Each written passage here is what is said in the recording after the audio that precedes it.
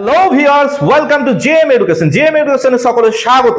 একটি বিশেষ বিজ্ঞপ্তি নিয়ে আপনাদের সম্মুখে উপস্থিত হয়েছি। আজকের বিজ্ঞপ্তি হলো কি, কম্বাইন্ড ডিফেন্স সার্ভিস অর্থাৎ সিডিএস এক্সামের মাধ্যমে অ্যাপ্লিকেশন অলরেডি শুরু হয়ে গেছে। 20 ডিসেম্বর 9 জানুয়ারি 2024 শেষ হবে। যে সমস্ত ছেলে মেয়েরা ডিফেন্সে আগ্রহী তাদের জন্য একটি সুখবর। গ্র্যাজুয়েশন লেভেলে অর্থাৎ গ্র্যাজুয়েশন শাখায় যে কোনো শাখায় লোক নেওয়া হচ্ছে। কিসের মাধ্যমে লোক নেওয়া হবে? সিডিএস এর মাধ্যমে লোক নেওয়া হবে। upsconline.nic.in এই সাইটে আপনারা অ্যাপ্লিকেশন করতে পারবেন। ছেলে মেয়ে যারা আগ্রহী আছেন, বিশেষ করে যারা ডিফেন্সের লাইনে আগ্রহী আছেন, তাদের অবশ্যই এই সাইটের মাধ্যমে গিয়ে আপনারা অ্যাপ্লিকেশন করতে পারেন। এই পরীক্ষাগুলো বছরে 2 বার হয়ে থাকে। প্রথম পার্টে যে সমস্ত ভ্যাকেন্সিগুলো ফাঁকা আছে, যে সমস্ত ভ্যাকেন্সি আছে, সেই বিস্তারিত আমি আলোচনা করব, আপনারা সঙ্গে থাকুন। নাম্বার 1 পোস্ট হলো আমাদের এক নাম্বার পোস্টে বলছে কি ওটিএ অর্থাৎ officer training academy. Officer training academy, এখানে ছেলে এবং মেয়ে উভয় আবেদন করতে পারে। এখানে ছেলে এবং মেয়ে উভয় আবেদন করতে পারে। যে কোনো শাখায় গ্র্যাজুয়েশন, যে কোনো শাখার গ্র্যাজুয়েশন ছেলে মেয়ে আবেদন করতে পারে ওটিএ অর্থাৎ অফিসার ট্রেনিং একাডেমিতে। 2 নম্বরে ইন্ডিয়ান আর্মি। 2 নম্বরে ইন্ডিয়ান আর্মি অর্থাৎ এখানে শুধুমাত্র ছেলেরা অ্যাপ্লিকেশন করতে পারে। শর্ট কোয়ালিফিকেশন কি লাগবে? এইচএসএ ফিজিক্স আর সঙ্গে ম্যাথ। এইচএসএ ফিজিক্স আর সাথে ম্যাথ অবশ্যই থাকতে হবে, কিংবা ফিজিক্স এবং ম্যাথমেটিক্স আছে, কিন্তু গ্র্যাজুয়েশন আর্টস বা সায়েন্স বা কমার্স যে কোনো শাখায় গ্র্যাজুয়েশন করেছে সেও অ্যাপ্লিকেশন করতে পারে। এখানে আমি আবারও বলছি, ইন্ডিয়ান নেভি সার্ভিসে একটু ক্রিটিক্যাল জোন আছে। এইচএসএ অবশ্যই ফিজিক্স ম্যাথ থাকতে হবে, কিন্তু যদি কারো এইচএসএ ফিজিক্স এবং ম্যাথ আছে কিন্তু ইঞ্জিনিয়ারিং করা নাই, সে যে কোনো শাখাতে সায়েন্স কমার্স আর্টসে গ্র্যাজুয়েশন করেছে, সে অ্যাপ্লিকেশন করার যোগ্য। 3 নম্বরে বলছে ইন্ডিয়ান নেভি। ইন্ডিয়ান নেভিতে শুধুমাত্র ছেলেরাই অ্যাপ্লিকেশন করতে পারে। কোয়ালিফিকেশন এইচএসএ ফিজিক্স এবং ম্যাথ সঙ্গে ইঞ্জিনিয়ারিং কোর্সে গ্র্যাজুয়েশন থাকতে হবে। ইঞ্জিনিয়ারিং নিয়ে গ্র্যাজুয়েশন অবশ্যই তাকে থাকতে হবে। আমি আবারও বলছি, ইন্ডিয়ান নেভিতে শুধুমাত্র ছেলেরা অ্যাপ্লিকেশন করবে। এইচএসএ ম্যাথমেটিক্স এবং ফিজিক্স থাকতে হবে, সঙ্গে গ্র্যাজুয়েশন ইঞ্জিনিয়ারিং এ গ্র্যাজুয়েশন করতে হবে। ইন্ডিয়ান এয়ারফোর্স শুধুমাত্র ছেলেরাই আবেদন করতে পারে। এই পোস্টটাতে 4 নম্বর পোস্ট, ইন্ডিয়ান এয়ারফোর্স শুধুমাত্র ছেলেরাই অ্যাপ্লিকেশন করতে পারে। কোয়ালিফিকেশন লাগবে এইচএসএ ফিজিক্স এবং ম্যাথ অবশ্যই থাকতে হবে, সঙ্গে ইঞ্জিনিয়ারিং গ্র্যাজুয়েশন থাকতে হবে। এই ছিল কোয়ালিফিকেশন সম্পর্কে অর্থাৎ বিস্তারিত আলোচনা এই 4টি পোস্ট সম্পর্কে। যে সমস্ত ছেলে মেয়েরা ডিফেন্সের লাইনে আগ্রহী তারা অবশ্যই এই পোস্টগুলোতে যার যেটা যোগ্যতা আছে সে পোস্টগুলোতে অবশ্যই অ্যাপ্লিকেশন করবেন। আর ওটিএ তে ছেলে মেয়ে উভয় অ্যাপ্লিকেশন করতে পারছেন, যে কোনো শাখায় গ্র্যাজুয়েশন। এটা খুব একটা সুবিধার আমাদের একটা সুবর্ণ সুযোগ বলা যায়। অবশ্যই আপনারা ফর্ম ফিল আপ করবেন। তাহলে আমরা এই বিস্তারিত এখানে জানলাম, কিন্তু এখানেই শুধু আমাদের ফর্ম ফিল আপ করা যাবে না, এখানে কিছু শর্ত দেওয়া হয়েছে, অর্থাৎ এলিজিবিলিটি দেওয়া হয়েছে, যে কোন বয়স থেকে কোন বয়সে কোন পোস্টে কে বসতে পাবে, এটা আমাদের জানতে হবে। এখানে বয়সের উল্লেখ করা হয়েছে, অর্থাৎ বয়স সীমা দেওয়া হয়েছে। ওটি এর ক্ষেত্রে বয়স হবে 18 থেকে 25। 18 থেকে 25 বছরের যে কোনো ছেলে মেয়ে ওটিএ তে অ্যাপ্লিকেশন করতে পারে। আর তাকে অবশ্যই ইন্ডিয়ান হতে হবে এবং আনম্যারিড হতে হবে, অর্থাৎ অবিবাহিত হতে হবে এবং তাকে ভারতের নাগরিক হতে হবে। তাহলে ওটি এর ক্ষেত্রে আমরা কি পেলাম?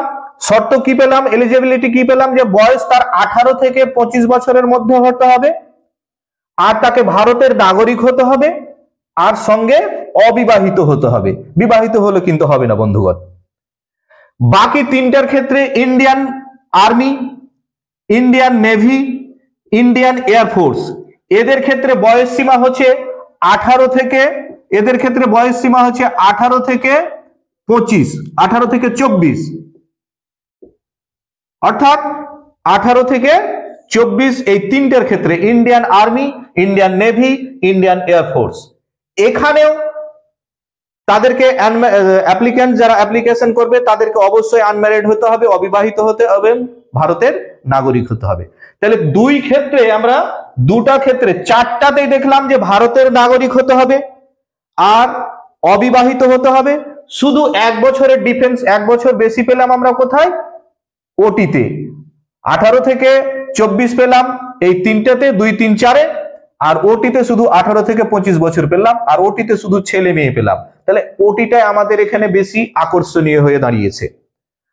তো যাই হোক, আর সেরকম কিছু নাই, আপনারা অবশ্যই সেই ওয়েবসাইটে গিয়ে অ্যাপ্লিকেশন শুরু করে দেন। অ্যাপ্লিকেশন শুরু করার আগেই আপনাদের এই ক্যাটাগরির মধ্যে পড়ছেন কিনা সেটা অবশ্যই দেখবেন। আর অ্যাপ্লিকেশন হয়ে গেলে এরপরে আমরা অ্যাপ্লিকেশনের পরে আমাদের জানতে হবে সিলেবাস, যে কি ধরনের কোশ্চেন আছে, কোন সিলেবাসে কি কি সিলেবাস আছে, সেই সিলেবাসটা আমাদের জানতে হবে। তাই আমাদের অবশ্যই ভিডিওর সঙ্গে জড়িয়ে থাকুন আর সিলেবাসটা আমাদের দেখতে থাকুন। আমরা সিলেবাস, এরপরে আমরা সিলেবাস নিয়ে আলোচনা করব। তাহলে এবার আমরা আলোচনা করব সিলেবাস নিয়ে, অর্থাৎ ওটিতে কি সিলেবাস থাকবে। ওটিতে সিলেবাস থাকবে ইংলিশ এবং জিকে, আর কিচ্ছু থাকবে না। বন্ধুগণ, এই সিলেবাসটা খুব সহজের মধ্যে সিলেবাস, যেহেতু ম্যাথ নাই, ম্যাথ আমাদের কাছে সবারই কাছে খুব একটা মানে ভাইটাল ব্যাপার হয়ে দাঁড়ায়।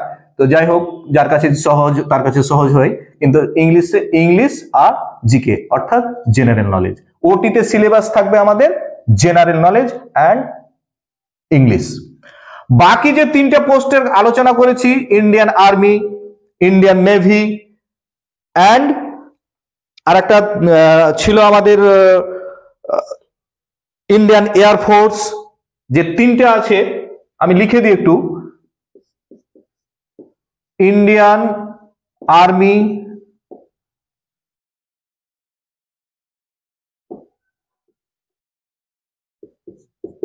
Indian navy,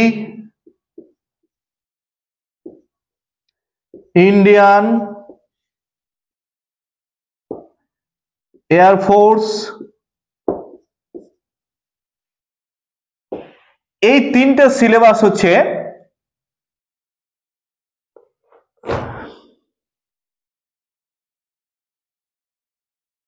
English,